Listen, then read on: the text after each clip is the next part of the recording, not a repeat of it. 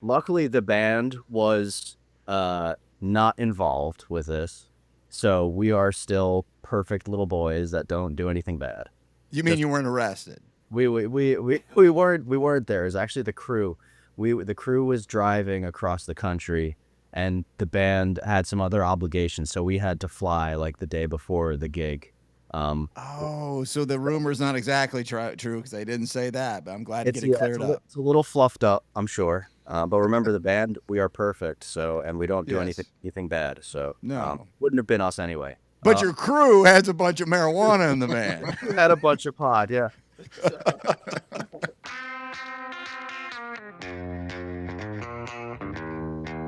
Hey, everybody, welcome back to the What Podcast. I'm Barry, that's Bryan. We've got a really cool show for you. I'm very excited. We have some special guests, dogs in a pile. We've got some news. We've got some news about us at Bonnaroo that I'm very excited about. I'll share with you in just a minute. First of all, I need to explain why Russ is not here. Russ is Oh in yeah, I his forgot. hat. It felt like something We're was missing missing. around. somebody. Hey Russ, where are you at, man?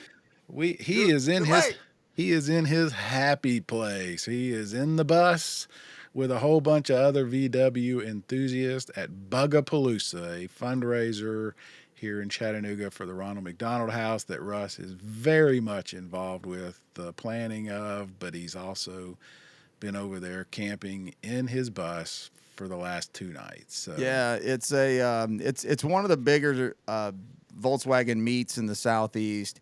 Maybe not bigger as far as how many people show up or how many entries there are, but as far as recognition and and tradition, most anybody who's in the car club in the Volkswagen ethos, this is a stop because it's a great camping spot, and especially if you get good weather. And in Which they Chattanooga did. Chattanooga this weekend, holy geez, this is what we live for in life is the kind of weather we're getting. So he'll have plenty of pictures to show from some of their they do contests, first in place, second, best ridiculous car, best custom car, best original. There's Herbie the Beetle, if you know the reference. There'll be plenty Right. of those. The love bug. The Love Bug, and it's so much fun. And he does, he's high up on that. He's on the board. He does tech.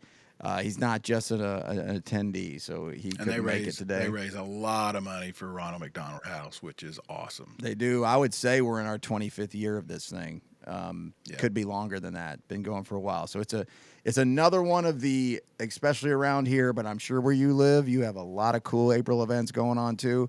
It's one of the circled on the calendar for many around here, April events. So Russ will be back with us next week, and he was bummed on our text and email threads. Like, damn it, won't be able to make it for the dogs in a pile conversation today because we were really excited about that. Again, we'll get to that in a second. Yeah, and thank you, Bryan, for setting that one up because that was a good pull. And thanks to their management who were very, very quick to make it happen. Made it work on a Sunday. Yeah. Didn't even ask us to change it. Well, No, they were. We won't go there, but they didn't change the change. The time did not change. They our original scheduled time worked out beautifully, so it's great. But we got something cool coming up that I'll let you start, Barry. Yeah, we C3 reached out. Our buddy Brad Parker, Mr. Everywhere, all the time, social, Mr. Not Festival. But C3 had an idea. They want to do something. They want to partner with some podcasts, us included. I don't know that I'm going to mention the others because it may or may not happen. So I don't want to go there yet. It's still in the very beginning stages, but not in a maybe stage. Like this it's gonna happen. This is gonna happen, and we are. I'll just speak for myself. Really excited about this aspect of Bonnaroo that we've never been able to do before, and it's gonna be really fun. Absolutely, we're working with them to figure out how to do a live event in Roo that will be recorded and will become a podcast, and so.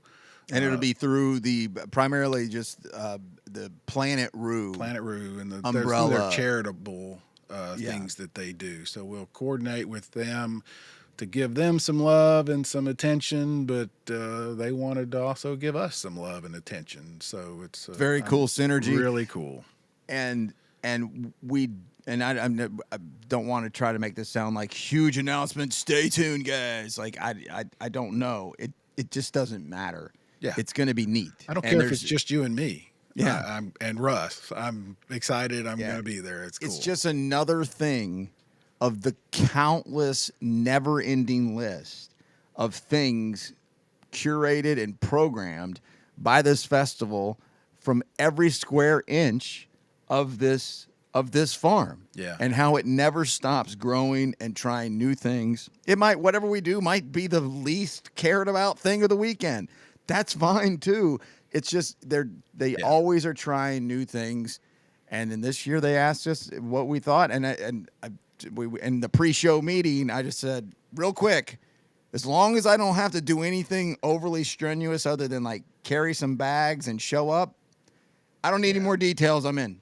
Yeah. So another exciting thing for us, and you know the list of exciting things is never ending for every Bonnaroo attendee. So thanks to them, and we look forward to it. We'll have some more conversations this week and next, and we'll figure out exactly what we're going to do. But we're very excited about it.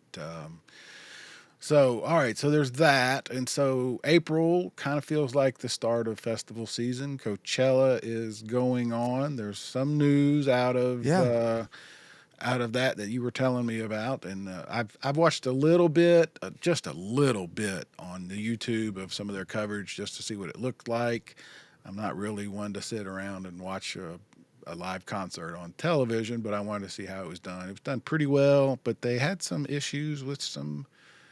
sound, I know. Well, that and something you would not think of in this day and age of an event that has been around for a while that they would have a problem with. But apparently they did with traffic, right? To getting people in and out. So yeah, I don't know the logistics, the terrain, the landscape. I don't even remember where Coachella is held. It's in one of the valleys outside of a city, right? I don't even remember. Southern, I'm sure, it's pretty south.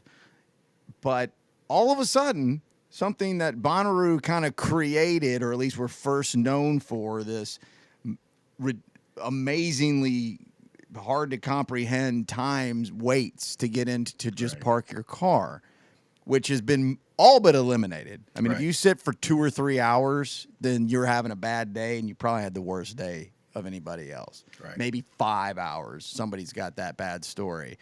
But it used to be 12 was everybody's story. And now this year, Coachella, I don't know how many percentage camp. There's multiple reports to the fact that Festive Owl retweeted and we'll call it reported on, put it out there as official information, that it was widespread that there was 12-hour waits to get into Coachella. What we talked about this a little earlier about Barry, we didn't look it up. Only their way we could know. Coachella started in what? 99, 2000, it was before Bonnaroo, but not much before. 27 years later, now you're having 12-hour waits to get in? What in the world happened? It feels like, because I didn't see the outrage continuing, that maybe that was something that was just total unforeseen issue. We don't know the details. The likelihood of that is very true, probably. And maybe they fixed it very quickly. Wow, 93. 93. Traces back to 93. 93, wow. Pearl Jam, so there you go.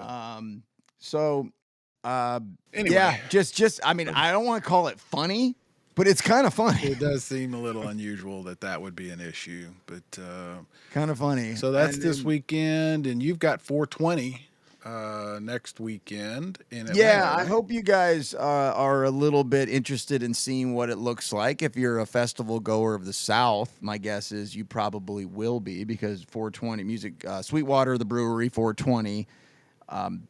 That, speaking of jam bands who we're about to speak to, Dogs in a Pile, that's all they do for the longest time, and they still pretty much do it. But they've moved the location a couple times, and there's been a lot of concern on whether they'd even be able to keep this festival alive. And the biggest part, not to go too far into the weeds on this, was the guns in parks bill in Georgia, if you remember that, Barry, from 5 years ago, 4 years ago, where all of a sudden there was some restrictions taken off on whether guns are allowed in these public parks. While I agree with every single thing that the festival organizers probably feel about that, I don't know that I would have gone to the lengths that they did. They pulled the plug on where they were going, like Piedmont Park, pulled the plug on Centennial Park and Central Park. If you don't know Atlanta, I'm sorry, but Centennial and Piedmont are where Music Midtown and now Shaky Knees, and Shaky Knees was in Central for a little while. These are parks that have been used for major festivals. Their infrastructure is already there, and they pulled from to go to any of these places. Well, it's like, well, what in the hell are you going to do? You can't have a big festival if you're not going to go to a big festival site that is conducive for holding this. Well, they have found Pullman. Is it Pullman Farms? Shit, I'm sorry. I've been looking back and around. Pullman Yards. Pullman Yards. And I don't know anything about Pullman Yards. And my a good friend of mine who does a lot of marketing he's done some stuff for the show that none of y'all even know before. Some little stuff from in Atlanta. He's in design work, art gallery kind of stuff.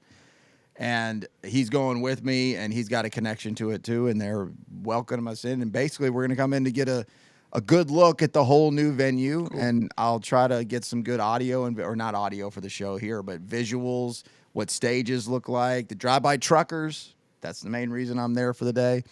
And so, yeah, next week, a little show and tell on that. And I hope that'll interest some of you, and we'll see how it goes. But, yeah, looking forward to that. And I know we're trying to plan a couple more shows. I know you're trying to hook up with some folks to talk about the 5K run. The crazy Roo Run. The crazy Roo Run. Yeah, I'm so intrigued. I can almost swear I remember you 10, 12, whatever years ago, maybe not that long ago, at Camp Nut Butter saying, guys, man, they're having a road race. That's the stupidest freaking thing I've ever heard.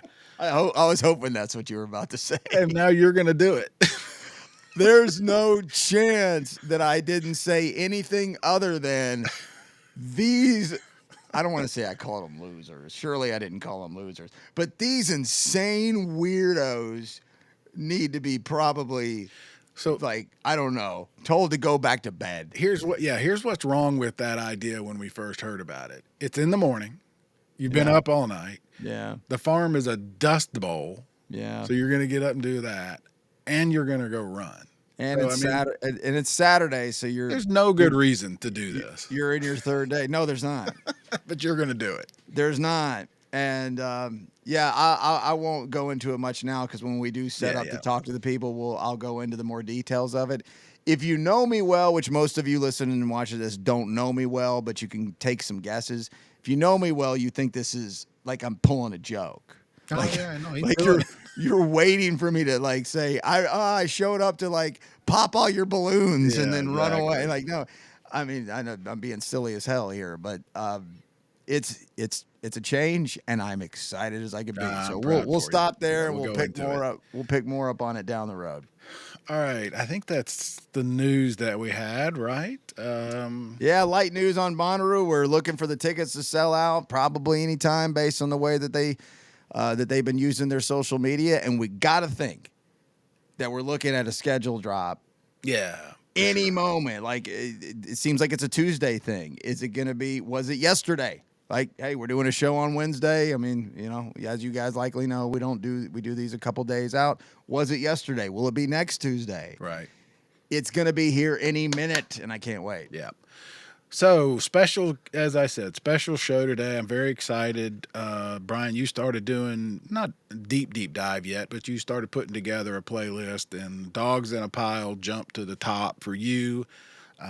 Bring me back to my jam roots. I love it. Absolutely. I started listening this week as well. I love it. And was so excited to find out that you had managed to get Bryan and Jeremy. Yeah, and join thanks to us. them for everybody too. We were able to put it together on the tour bus in between Wisconsin and whatever the hell they're going to Yeah. next. So I look forward to this. And this will be their first time on the farm, which is amazing. Especially because I think I said it during the interview. I think they are just about as perfect a band for Bonnaroo that I can think of. Agreed. And so, great interview with them, and I can't wait to see them here in Chattanooga this week, but more importantly, on the farm in Manchester. So here we go with Dogs in a Pile.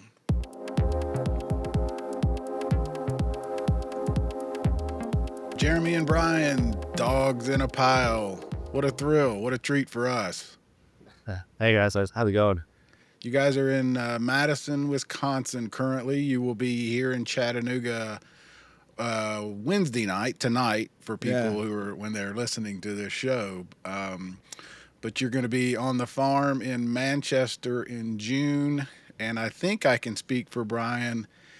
You guys are probably our find of the schedule. I love what I'm hearing from you guys. Can't wait to see you. Awesome. Am I right, Bryan? I'm not overstating that. No, so far, I mean, we've just started our more in earnest dive into stuff we don't know, and you guys popped up quickly on my radar, and it's been a nice find. I gotta start though real quick. The name of the band, I didn't get this immediately, and then a friend of mine was like, "Well, you know what that?" And I don't know what it is exactly. We're gonna go there. That's where I'm headed. You know, that's a Grateful Dead lyric, right? I'm like, I'm a Dead fan, right? Oh yeah, you're a big Dead fan, right? You didn't catch on to that one. I was like, dogs in a pile, dogs in a pile. Oh yeah, nothing left to do but smile, smile, smile. Yeah, he's gone. Like one of my favorite songs. Is the story as simple as? Do you like that lyric, or does it have nothing to do with the Grateful Dead whatsoever? No, that's highly accurate. In fact, when we first started playing together, the only thing that we all had in our back pocket was Grateful Dead songs. So we were just a cover band doing bars and stuff around the Jersey Shore. So that's really it. And that would have been what era was that first starting to come together, where you were playing together, hitting a bunch of covers, jamming hard?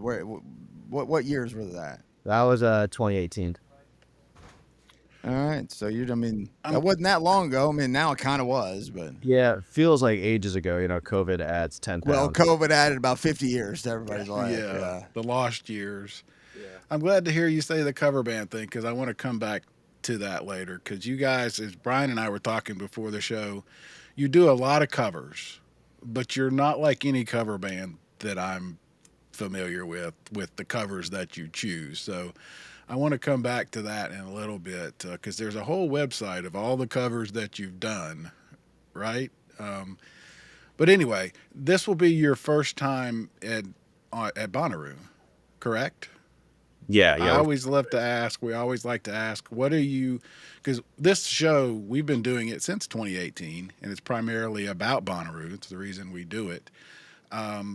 What do you know about Bonnaroo? What is your perception? What do you think it's going to be like? I hope you know it's going to be hot. We can already go ahead and tell you that. Hot as hell. That's what we're prepared for. Intense. You know, lots of people, tons of production.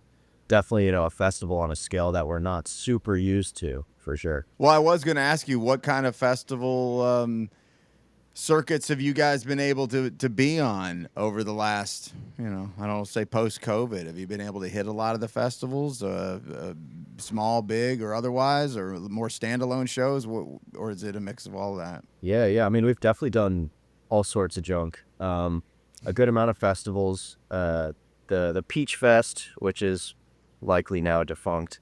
That was a big one for us. We did summer camp. That's a large festival, and that was like very exciting the first time we rolled through there. It's just definitely we're relatively familiar with how festivals work, but we do realize that Bonnaroo is like kind of like just on a slightly larger scale than anything we've really been involved with. it's a rite of passage for many people, from attendees to performers to podcast hosts, Absolutely. to a lot of different people. Do you know, will you be there for a while? Are you going to roll in, do your show, and leave, or you plan on staying for a while? I think we have like a day. We could hang for an extra day or something like that, right? I think we have a day, yeah. Yeah, definitely gonna try to see some music, do some exploring. But you guys have not is any member of the band wandered into Manchester in June before, just as an attendee or anything. So this is a brand new experience all the way around. Brand new, yeah. We've only been to Nashville and Chattanooga in Tennessee. Haven't done too much exploring. Well, you've been to the best two cities in Tennessee. Those are the best. That's right. The other one you can. Yeah. Knoxville and Memphis, if you get a gig that's paying, take it, but then get out of those cities as quick as you can. Check out Graceland. I will. Yeah. Drive by Graceland if you need to, but then get out of here. Maybe Beale Street for some, Q, and get out. I will say your sound and everything is perfect for Bonnaroo, so you should fit right in. I've been listening all morning. I'm really excited to see you. When you guys started, what was the intent? I mean, you said you were doing covers, but also looking back at just doing some research. You guys are, several of you, Berkeley. There's no shortage of classically trained talent in this band. Correct. Is that fair? Also, I couldn't help notice. I mean, it's on your own bio, so you guys put it there. But a lot of your influences, from Zappa, who you can see back over my shoulder here, to Coltrane, to Miles. I mean, it's pretty eclectic. So when you got together, what was how did it go? Who said, here's what I want us to be, here's what I envision for this band? Yeah, that's an interesting one, because we do, and oftentimes in a lot of ways, we kind of pull each other in opposite directions, but all that like kind of pulling ends up guiding us into one sort of mode. So it works out, luckily, that all of our, individual influences are so eclectic, and then we get to pull from all of these great traditions, and kind of fall into that stuff as we please, or as we need to. So I wouldn't say that there's any one person pulling the string that makes us all go, but it's these 5 strings that are attached, all pulling wildly, that gets us, gives us our push. Are they easy conversations, or does somebody have to come in and fight for a song or a sound or a direction? I'd say in general, conversations are easy, but it's not without like, okay, well, let's look at this from another perspective and work on it. It's never like, this is, this is just, we can't do it this way, but it's we'll go back and forth to find the best way to do it. Jeremy, Bryan, or both, take this. Very simple question. Do you consider yourself a jam band? Is that still a term that is used, this long after the jam band, really the whole ethos exploded over different generations, different culturally in different eras? Do you consider yourself a jam band? We were kind of talking about this the other day. I feel like the term jam band is pretty broad. There are a lot of bands that fall under that umbrella. Yeah, I don't know. Like nobody has ever presented me a good definition for the word, and I love good heady words. So like, if somebody can give me a good definition, let's go for it. But until I do hear a good one, like, I struggle to identify with the term personally. And now that's not to say that, like, sure, like I can see that we fully exist within this jam band scene, but like there's so much more depth to music than that. So like I personally struggle to identify with that, and like you were saying, Barry, like Frank Zappa, like what I is was that? just getting ready to say he would be a jam band by that. Sure, like that the circuit maybe could be a good home for him because like how eclectic his stuff is and how accepting the jam band community is to styles and risks being Well, yeah, taken. they just brought in Billy Strings with open arms, right? Like that, the jam band scene will embrace anybody if it's good and fun. Yeah. So that's like that we're just interested in making good music as best as we can, and it is truly all over the place. Like it'll be, heavy metal grooves 1 second, then it'll be a pop tune the next. Well, yeah, that's part of the ethos just as much as as many other factors. Well, I just started looking at the list because you and are you guys familiar with? Have you seen this set list? Set of all it's artists covered by dogs in a pile. Are you familiar with that? Is that our Go Set? Yeah, Is that our website, the Go Set website? I think it's just setlist.fm, but it lists all of the different songs or bands that you've covered, and I just want to say the first four. Yeah, it's setlist.com. So they put their own they put it together there. But go ahead. They've broken it down. You've done 324 Grateful Dead songs, 114 Stevie Wonder. Number 4 is 53 Phish songs, but number 3 is the one I wanted to mention, Vince Guaraldi Trio. That's awesome. Yeah, that's Barry's account right there. I love the fact that you're doing Linus and Lucy. So going back to the cover thing, who comes in and says, I think it'd be cool if we did this or. I remember the day you walked in with Linus and Lucy. I wasn't even in the band yet, but I was coming to see them play at my house, right? Yeah, it's his house in Alston, at school, and he walked in one day, and was like, "We should just do this cover. We should play Linus and Lucy. Here's how we'll do it. We'll play the head. We'll do this part, and we'll get out, and then we'll jam." And sometimes that's just the way it goes. Someone feels inspired, comes up with a cool idea, and if everyone's into it all at the same time, then we get to work, we practice it real quick, or just talk about it, yeah, and then play it. Yep. But what's the, and I'm sorry to obsess about this, but I think it's just fascinating. Is it the song? Is it the fact that it would be cool and nobody would expect it, or is it maybe fit into a theme of a set list for the night potentially? These are all valid questions, and I would say they're all right at one point or another. It's all entirely dependent. Like sometimes it's just like cool tune, we'll do it, whatever. Sometimes it's hey, we're in this city or this state, like this is where this artist is from, or things like that. And sometimes, yeah, it's kind of more mechanical than it is like an artistic choice in a way. But the art comes from some certain limitations and stuff like that. Yeah. The Guaraldi, I mean, I just love. It's such a cool song, but I mean, you also do some Miles and some Coltrane, which is not easy to do. So I mean, you take big swings, too, correct? Yeah. I mean, very much in the Zappa vein. We like to challenge exactly. ourselves. Not easy to do. Challenge ourselves and challenge the crowd, because that's when things are most satisfying. When you learn something or feel something new. Yeah, well, whether you consider yourself a jam band or not, you've got a lot of the ingredients that go into this scene, and that's what's drawn me in. I'm a former big jam band head guy. I still love it.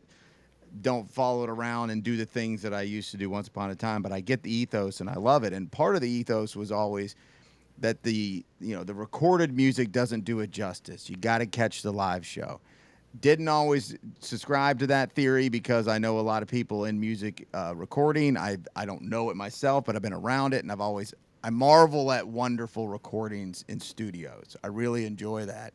And I'm thinking, if you can't do that, then why do I have trust that you can do all these other things? And the Grateful Dead sometimes are one of the worst live shows you're going to see that week because just over the course of 60 years, sometimes that happens.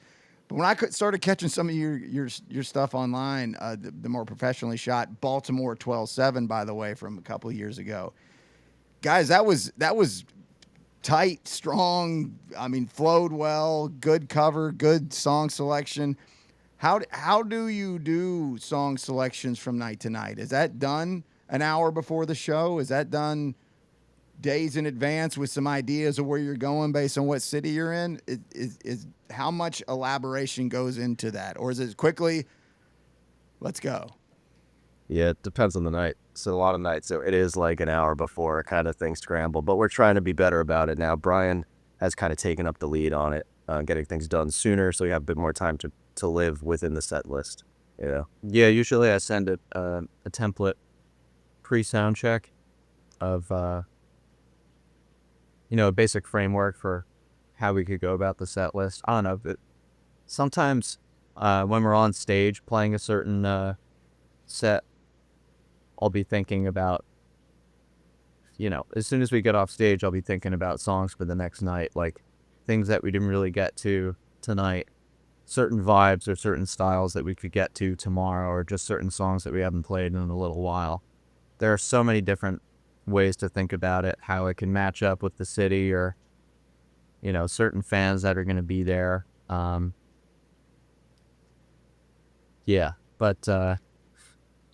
usually confirm it together. And Is it a hard set? Can you change it in mid set? they usually change, depending on the limitations of time, or just natural improvisation. Something just gets cut. It's like, maybe we should, sometimes you don't even have to think about it. You'll just skip over a song, or we'll start jamming our way into this other song. It's like, oh, we're playing this song now. Yeah, works better, on accident, serendipitous almost. Well, there's two of my favorite bands are Widespread Panic and Pearl Jam, and the way they put their set list together are fascinating and completely on different planets of how they do it. And there was a Earth Will Swallow You was the name of, I believe, the DVD from or the doc from Widespread Panic about 20 years ago, and they had the guy that color coded like the entire song catalog, and like, these are the songs, and after every 3 days, that seemed to be the formula of every third day is when things start to flip. Do you have any formula as to, I mean, I know most bands in your genre are not going to play back-to-back stuff, but is there something, well, we played that 2 nights ago, can't do it tonight. We're gonna do that next week in Denver, can't do that in Raleigh. I mean, do you even get that specific as far as songs, or is it more about how you feel in the moment or that day? It's both. I would say we get pretty specific, and like, because it's really more of a feeling thing. Like when you some of these songs we've been playing now for like 4+ years, right? So like, if we just played one of them 2 nights ago, it may still feel a little fresh, and maybe we don't want to play it tonight. And does that matter based on how you've released music? Like, I've worn out the latest studio recording, Bloom, right? Am I correct on the name there? Yeah, and that's what, year and a half old? Maybe about 2 years now, right? Is it 2 years old? Yeah. So that's new to me. That's the new album, and I really like it. Would like to hear some songs off of it. If that had come out like 2 months ago, would songs from that album be more susceptible to be in a set list, or does that not even factor into it? You're trying to put together the best live show possible. Yeah, I don't know. That might not factor in, truthfully. Yeah, because and the live show, song rotation is so dense. It's like, there's probably 200-ish songs in all, right, between covers and originals. Maybe over 300, I think. Yeah, so our pot to pull from is really deep. So one more on this, and I won't dwell on the set list anymore. But I had a couple more. The one I had to ask about is, I had to double check on this. I thought I dreamed it because I couldn't find it again when I was going through your sets. Mr. Banker from Lynyrd Skynyrd. Oh, so right, you guys have covered this in live shows. I know you've done it on like a social channel, but you guys, this is in the rotation even on a small amount, right? Mr. Banker from Lynyrd Skynyrd. Yeah, so I think you might have seen that on a set list from an acoustic duo that I do. Okay, cool. Well, then good. I'm talking to the right person. Yeah. How the hell do you find that song, and why did you decide to play? I can You go know so what? deep with Leonard Skinner, I'm almost embarrassed. What a song! How did you pull that? How did that pull come out? Well, yeah, and even deeper than that that was one of my questions: is is that the goal? Is to go find the deep cut, and or is it you found the song and you thought we should do this, or you just like it? Yeah. yeah, like 8-Man, Kinks, same. That's a good question. We definitely try to consider the level of like hipness of a certain cover. You know, you want it to be hip. You don't want it to be Psycho Killer every time. Something that everybody. Please don't make it Psycho Killer every time. The reason for that song is, well, that's another whole side of it. Is like our community is so dense and so connected that just friends of ours or fans will request or suggest a certain song, and usually they're like right on the not a lot of the times they're right on the money with the fact that it would be cool for us to cover or be appropriate for the city or whatever. But really, just Jimmy's dad loves that song. He was like, "Can you please play this song? It's so good." Like Jimmy's one of the early original members of the band, if I remember right. Correct? yeah. He's part of the I guess the core three, if you want to call it that. That was in the band before Bryan or I. There used to be a band out of Atlanta called the Retreads that was a straight up cover band, and they used to do a stump the band thing. And when I was looking at your set list, I kept thinking of them because I remember one of my buddies asked for a Don Ho song, and so my point is, the fun is as an audience member, like I know that song. They're doing something that I'm familiar, but I can't think of it. Is it?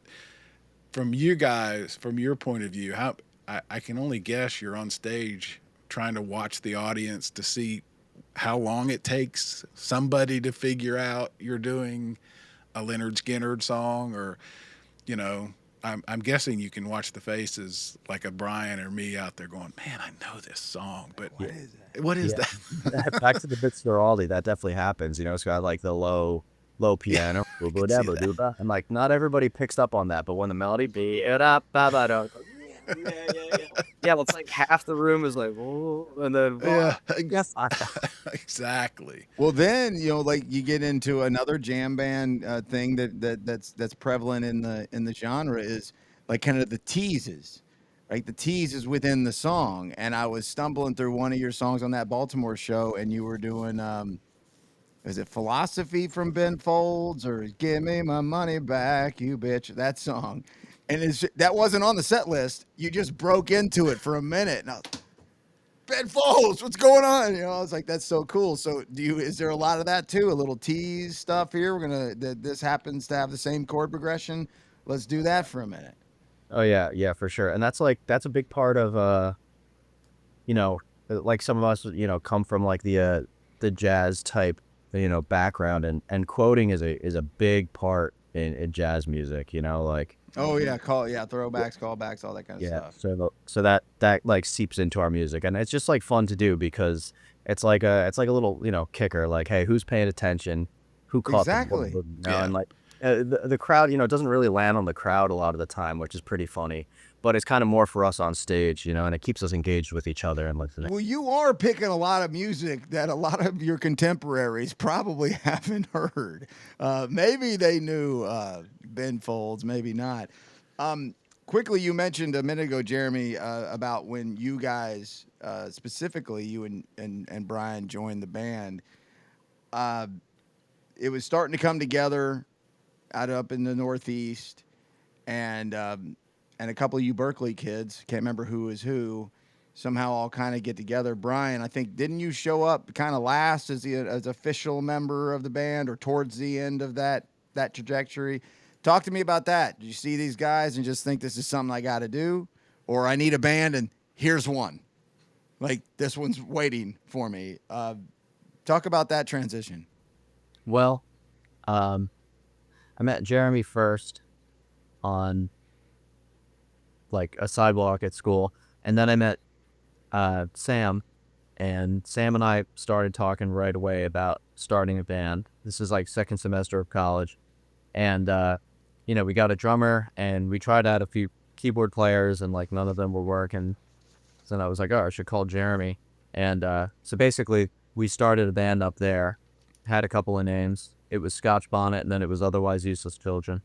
And, one summer, Sam brought Jeremy down to the Jersey Shore to start playing some music.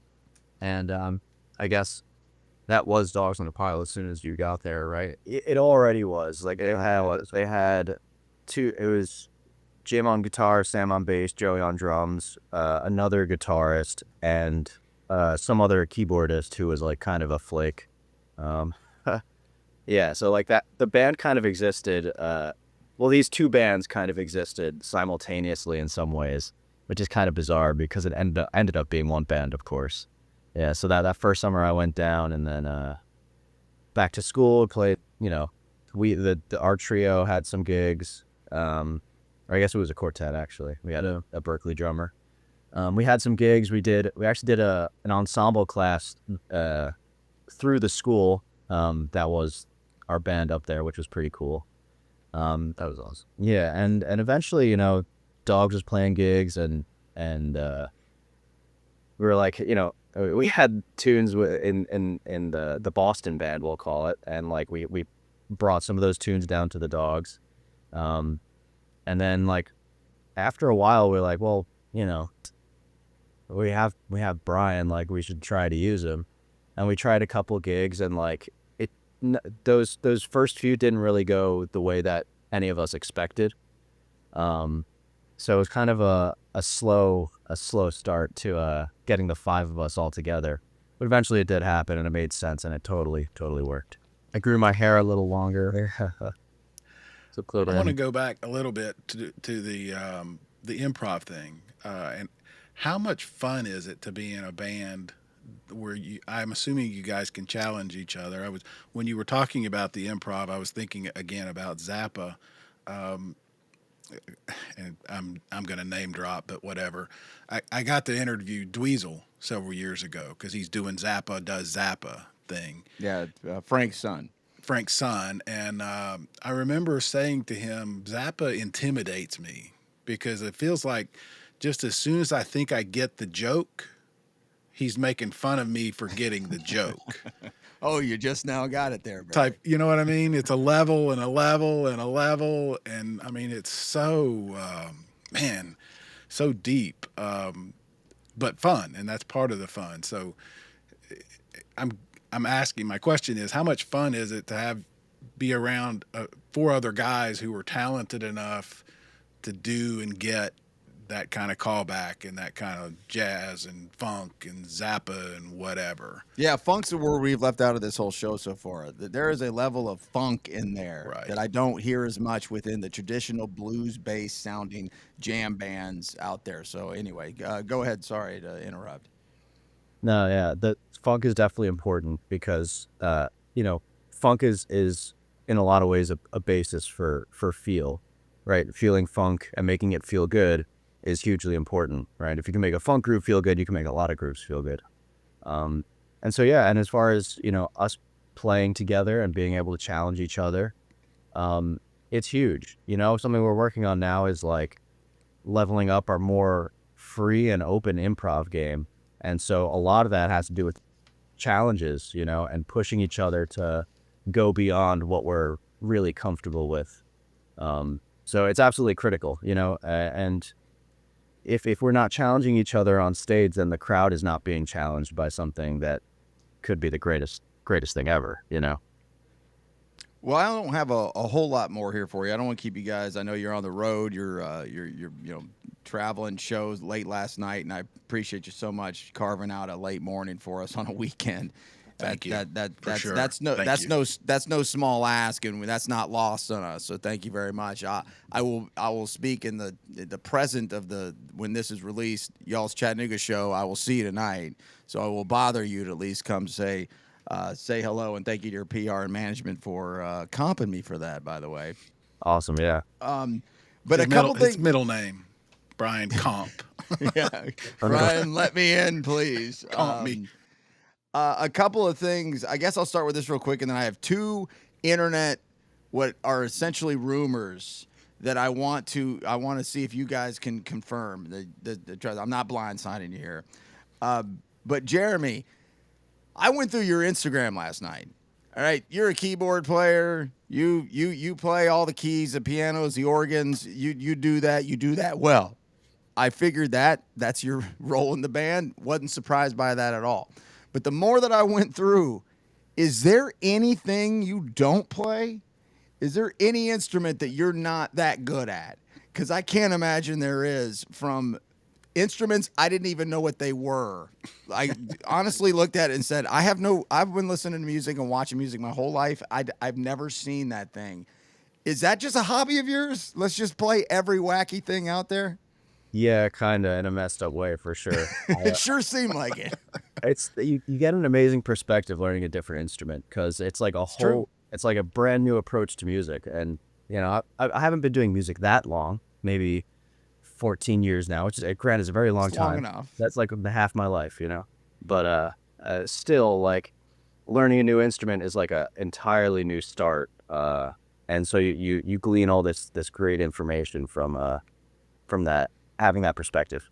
Indeed.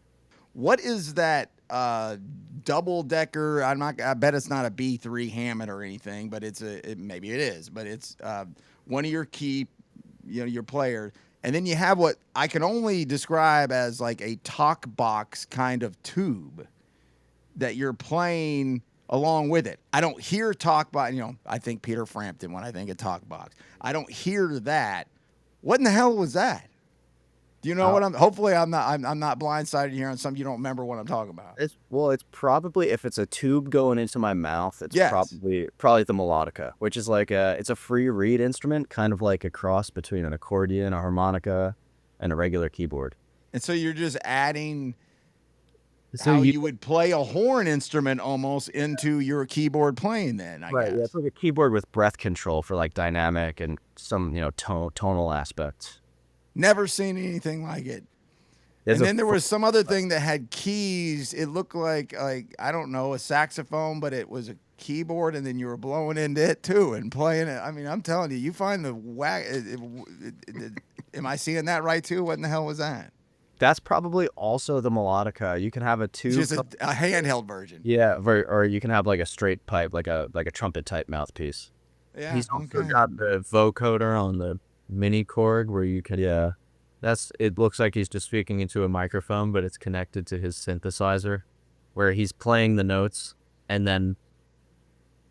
Yeah, like robot voice kind of with chords and notes. So it is got that talk box thing Nice. a little bit.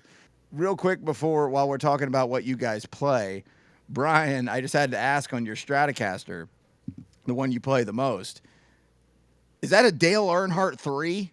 Just a big 3 on there? Yeah. Yeah, it is. Are you a Dale guy? Yeah. For some reason, I just got into NASCAR a few years ago, and Okay, voted- because he's been dead before you were maybe born, or I don't know. I mean, your favorite baseball player could be Babe Ruth just because you weren't alive when he was there, right? yeah. Yeah, I watch races currently today too, and but I just love watching videos and learning about him. He was just such a cool figure. Cool. Cool Don't role. see many threes on guitars outside of Nashville, but respect. Yeah, I didn't know if there was something like ironic in there somewhere. Like maybe this guy's a Dale dude. That's pretty neat. I couldn't go without asking that. Bryan, you're the one doing the set list. Have you started thinking about Bonnaroo set list, or is it too far out? And are you I have actually. okay? I think it's going to require a mean chop shop at some point. One of the things that we as fans, Bryan has been to all of them. I've been to 18, I guess, of all of them. One of the Effectively, we've things, been to all of them. yeah, one of the things that we love is that it is the fans, because they're camping. We talk about it all the time. They're committed. They expect bands to do something weird, and bands for their part understand that, fans are there and you can try and you can do. So my point is, you know, are you thinking outside of the box? Is there something you're going to trying to think of something special, or do you know yet? We haven't talked about it yet, but usually when there's something new like that coming up, we'll definitely put our heads together and think of some stuff to make it special. And did you mentioned some of it was probably going to hit the chopping block? Is that just because you're just going to run out of time with a short festival set, probably, right? We have a song called Chop Shop, and it's just a great song. Oh, I just figured we're going to have to play that there. That's all. all right, cool. All right, Ryan, you said what? You got rumors. All right, so 2 rumors I stumbled onto Reddit. First of all, one thought that I came across quickly. In a place that hates everything, Reddit doesn't seem to hate you. I couldn't find any little, you know, snake wild weeds of mess. So I thought that was different and refreshing and nice. But so there was one from a couple years ago. They were talking about, whoever they is, that you guys got busted outside of Dallas or on your way to Dallas, somewhere in Texas, that inspired you guys to play Truckin' when you were in Dallas. Some of those lyrics go together with city names and being busted and pulled over. So it's a believable story. Also, ChatGPT could have made that shit up 5 minutes ago. I don't know. Is there truth to that? That's a true story. Okay. Could you tell us anything you would like to about that? You know, it happened, interestingly enough, I think, what was it, the 30th or the 50th anniversary of when that happened to the Grateful Dead? That's right. That they did say that too, that it was almost on like the same date. That day? It was like the very day. That's insane. Yeah. So actually, luckily, the band was not involved with this. So we are still perfect little boys that don't do anything bad. You mean you weren't arrested? We weren't there. It was actually the crew. The crew was driving across the country, and the band had some other obligations, so we had to fly like the day before the gig. Oh, so the rumor's not exactly true because they didn't say that, but I'm glad to get it cleared up. It's a little fluffed up, I'm sure. But remember, the band, we are perfect, so, and we don't do anything bad. So no, wouldn't have been us anyway. But your crew has a bunch of marijuana in the van. We had a bunch of pod, yeah. But there was no major arrest or anything, and you didn't have to go back for, you know, Everybody was cool. Everybody was cool. Nice. All right, I'm glad to hear that one's true. I know the next one's true, and I can't wait. Bryan, if you want to take this, because I've heard you talk about it before, or Jeremy, either one of you or both. I was blown away and thought this can't be true, and looked it up, and it was. Because you have a song with lyrics written by Tom Marshall. Tom Marshall, the primary lyricist for Phish, a la like Robert Hunter for the Grateful Dead. That's true. That's correct. Correct? Yes. Okay. Make sure before I went any further. Tell me about that, please. What a wildly cool, just factoid to know. How does that come together? Are you friendly with, more than acquaintances with Tom Marshall, and just as much as time as you'd like to spend on that, a little or as much, I would be fascinated to hear about it. Yeah, so we met Tom through, I think the first time we met him was in Atlantic City. We played on an Osiris podcast recording while Phish was in town in Atlantic City doing their beach gigs there. And then, you know, ran into him a few more times, like around Asbury Park, and you did a Phish gig at, like a Phish tribute gig at the Ardmore. The band that is Reprise now. That was essentially the beginning of that band. Yeah. Cool. Yeah, and I saw them recently, and they were incredible at the Broken Bowl in New York. Yeah, Reprise is a Phish song, is it? No? Well, it's based off Tweezer. And the Tweezer Reprise, yeah.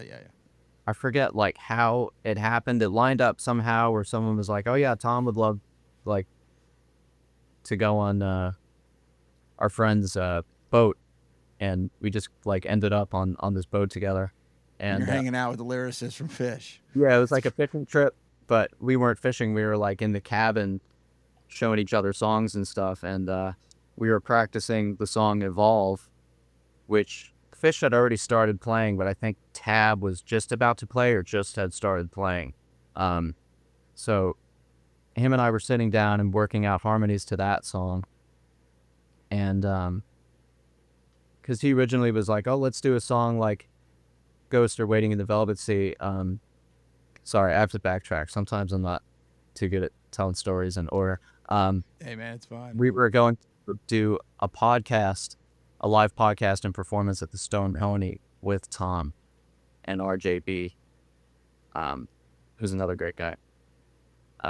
And that would be the afternoon before Train Anastasio Band plays on the outdoor stage at the Stone Pony. So we had to prepare a song to play with Tom for him to sing on. And originally he had suggested some other Phish songs, but I was like, oh, let's do a new one, you know? Let's do one that's like fresh that people will be excited about. And so we played the song, got it done. We played it that day. And then later on, I think Tab either debuted it for Train Anastasio Band that night. They at least played it, and that was really cool moment to be part of. And then one day I just texted Tom. I was like, hey, if you ever have any stray lyrics or anything, send them my way. I would love to, take a crack at it with like writing a song. And he was like, well, there's this song called You Didn't Hear It From Me that I wrote with this guy, Anthony Kryzan. He played in the Spin Doctors. And hey. he sent the song to Jimmy and I, and we really liked it. And so I showed it to the band, and we quickly learned it and started playing it. That's become a part of our catalog that we play and jam on. And then we actually went on another boat trip together where we went from Charleston. We were supposed to go up to Jersey, but the trip got cut short because of an insane storm. Like, I don't even know if I told you. It was like the craziest storm I've heard. It was wild. Yeah, started working on, he pulled up some lyrics that he had already started working on. And the theme was like unfocused. And so I started playing some stuff to it on the boat. And I don't know, long story short, that song became unfocused. And we worked on it over time. And then one day, him and I and Anthony went up to Anthony's studio in Raritan, New Jersey, and completed it that day along with some other songs that are in the works. Yeah, started playing it recently. I think we debuted it on New Year's Eve. And yeah, slowly but surely it's finding its legs, and it's a good jam vehicle for us to delve into.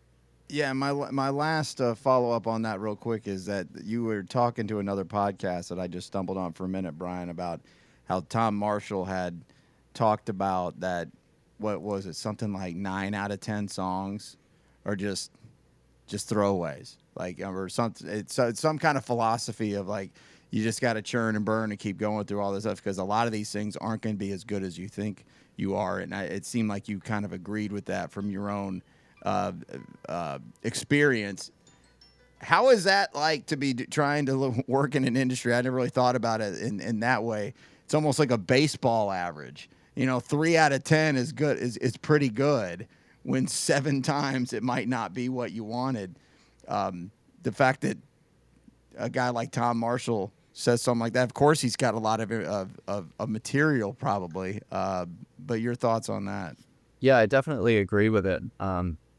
For me personally, there are hundreds of song ideas in rotation that I just have in my head or on my phone in voice memos that, you try to figure out if it'll work for the band, but like, you're not really sure.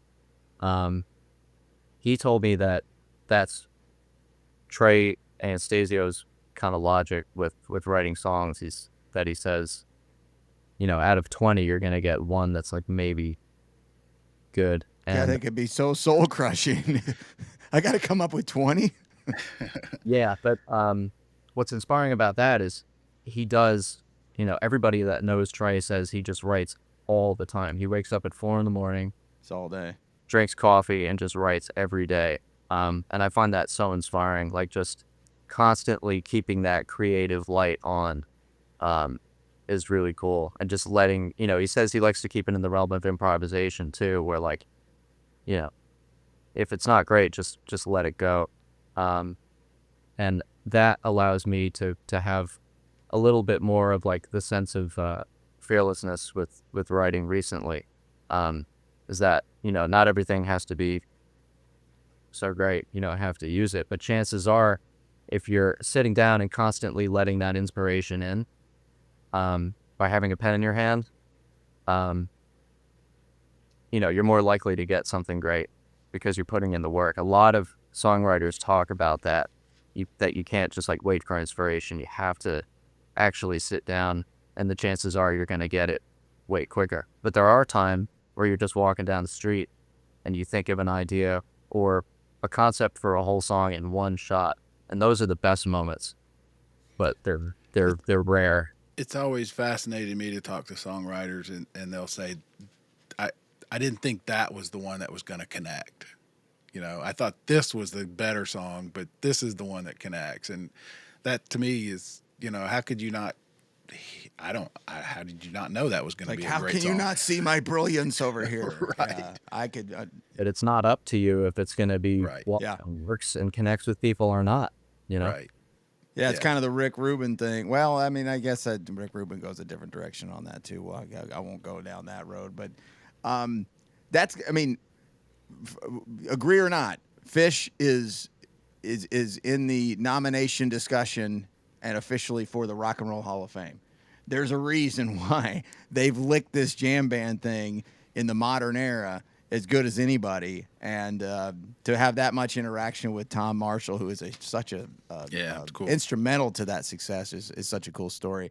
I don't have much else. Barry, what do you No, got? We I can wrap got- it up and get you guys back out on the road. And then thank you so much for your time. Can't thank you enough. We'll see you Wednesday. We'll see you tonight for those who are listening just now, and we'll definitely see you on the farm, and I cannot wait. Sorry, 'Cause I one think more. You're about the most perfect band to be hearing on the farm. So Yeah, dude, guys. This isn't us just blowing smoke. It's been a fun week catching up on your music. I'll see you at Chattanooga tonight.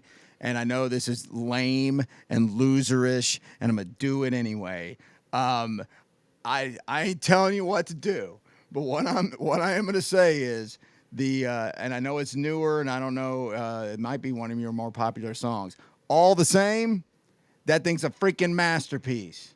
If I were to hear that in Chattanooga tonight, you might have a dog forever. You might have a Nice. dog forever anyway. Just saying. Just Nice. saying. Already putting in requests.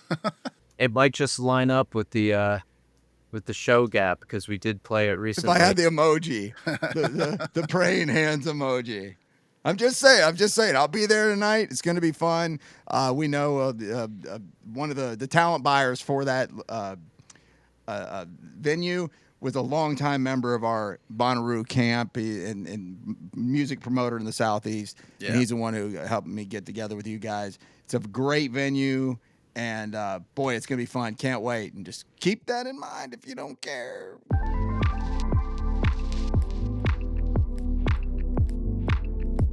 Yeah, that was a lot of fun.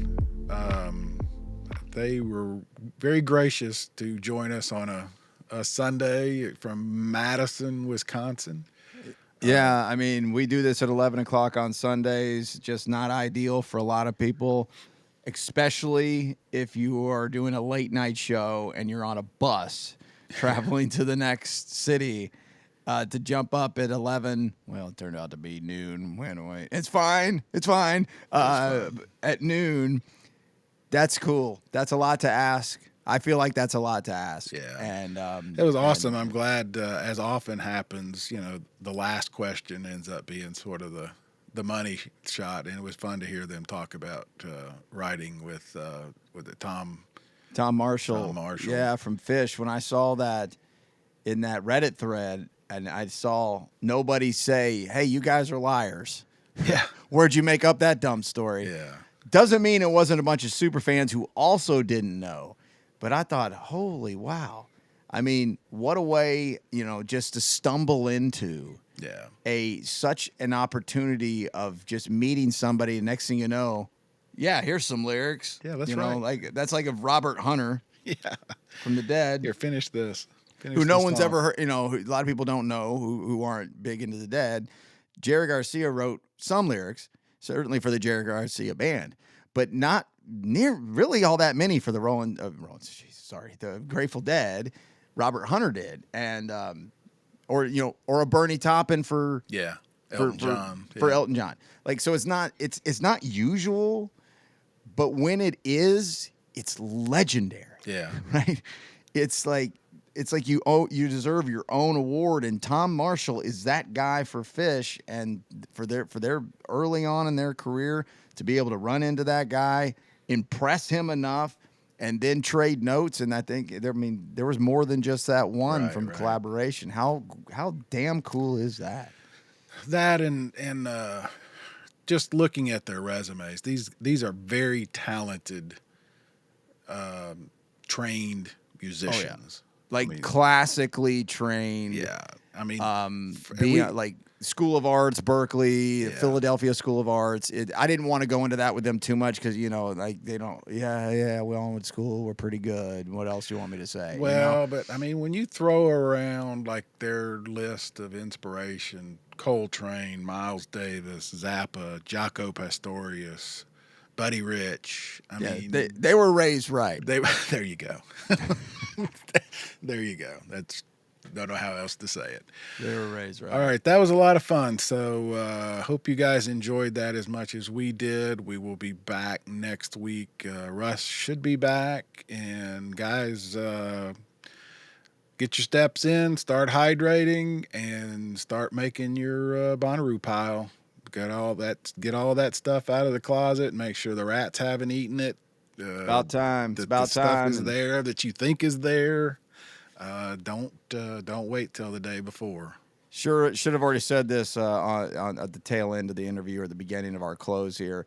Thank you so much, Kevin and Ross from PR and management from Dogs in a Pile, and how accommodating they were to help make that happen. Thank you very much. Got it together pretty quick. All right, so there you go, guys. We'll see you next week.